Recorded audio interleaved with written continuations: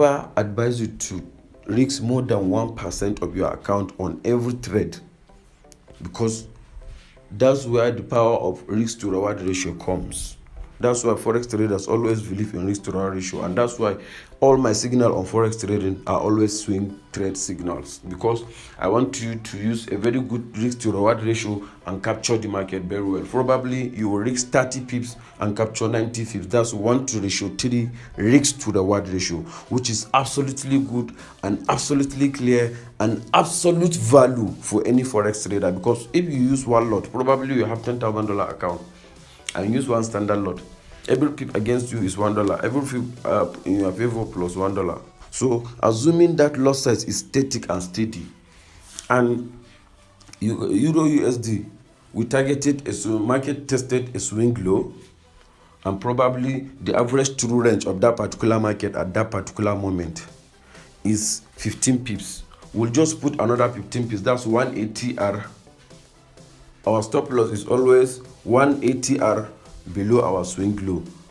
Our swing low is 15 pips. Our 180R is 15 pips, making it 30 pips as our what? As our risk. So on this market, we are risking 30 pips.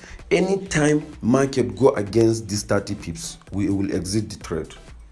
No matter the quality of that, even if that signal comes from our trusted 100% source, as far as that signal did not obey my own target for risk management and my own target for my trading plan, because when a market hits your stop loss, that indicator is telling you that this market is not obeying your trend, your trading plan, and that does not mean your trading plan failed or is wrong. No, just that this market at this current condition, at this level, did not obey your word, did not obey your trading condition, and did not obey your trading plan. So what you will do, you will just allow the market to exit you. If the market exits you, will forget about the market, go and have some fun, come back to work the market again, go to what you want, analyze your market, place another trade. I don't place trade up immediately after I lose a trade. That's how I trade. Yeah, I don't place any trade. If I lose a trade now, I'll just have a break for 15 minutes. Whatever break it is, I have my PlayStation at home. I will play game, or I'll just try and do something that will make me emotionally balanced. That's how to trade. But some people, they will trade now, they will lose, they will add another trade. And when you are losing, let me tell you, is one secret why people blow their account.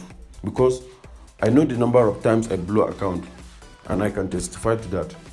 Why people blow account is that when you lost a trade, instead of you to calm down and revise your own trading system and trading plan and trading strategy so that you can be able to take another good trade, but with that emotion in you, I lose $2, I must get back my $2. You go and use double the loss size you used before that you lost $2. So now instead of you to use $2, you lose another $4, because what? You have doubled your lot size, which is bad.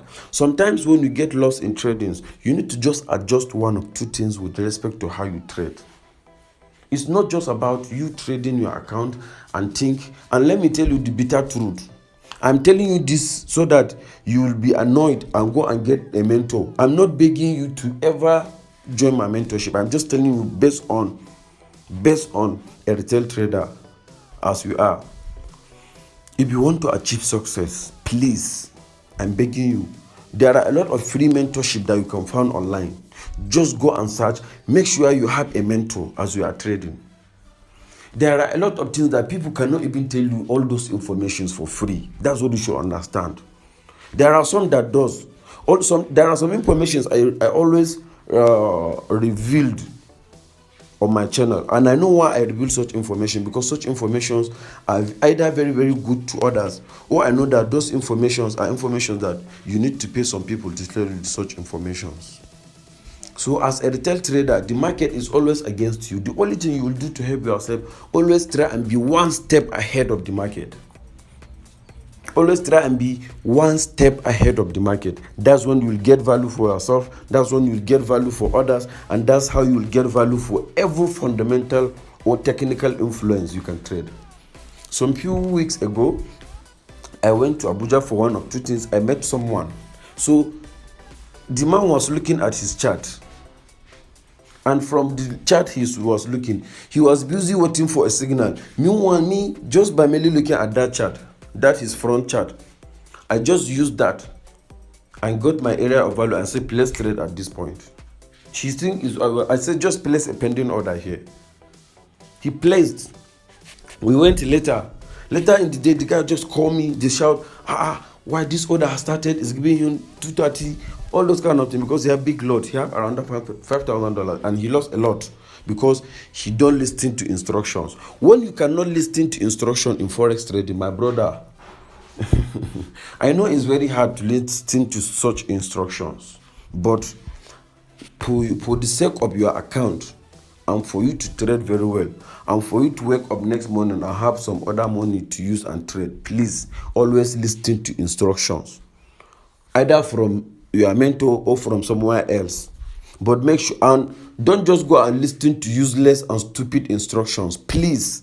I'm not saying that, I'm sorry if I'm harsh with my words, but sometimes there are some people that will find outside there that will start scamming you and be giving you some useless and stupid informations as real. Let me tell you something.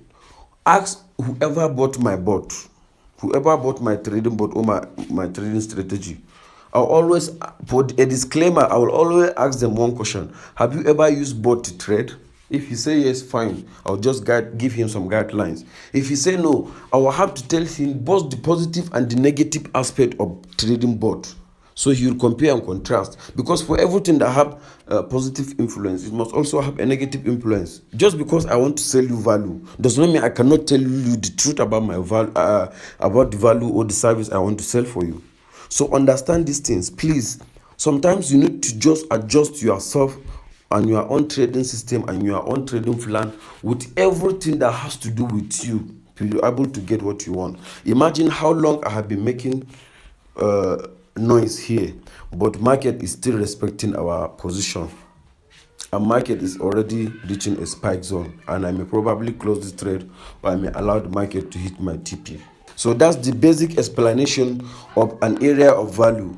I use a live trading session to explain an area of value, and you can see I place a trade from an area of value.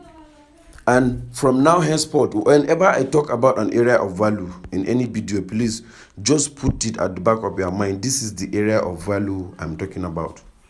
Nice to talk to you.